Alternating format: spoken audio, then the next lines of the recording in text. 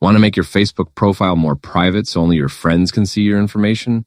You can easily lock it down, even if the one-tap profile lock isn't available in your country. Here's how to do it manually. Open the Facebook app on your phone, or go to facebook.com if you're on a browser. Now, tap the menu icon.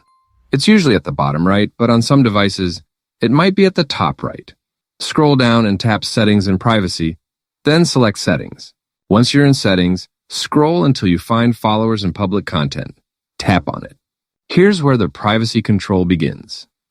Look at each option that says Public or Everyone, and switch it to Friends or Only Me if you want maximum privacy.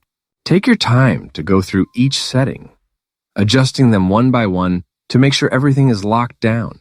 When you're done, go back and tap on Profile and Tagging. This section controls who can tag you or see posts you're tagged in. Again, for each option, tap and change the audience to Only Me. And don't forget to tap Save after every change. Once all your settings are updated, go back to your profile. Tap your profile picture at the top left, then tap the three dots next to Edit Profile. If the profile locking feature is available in your country, you'll see it right under View as Tap it, and you can lock your profile instantly.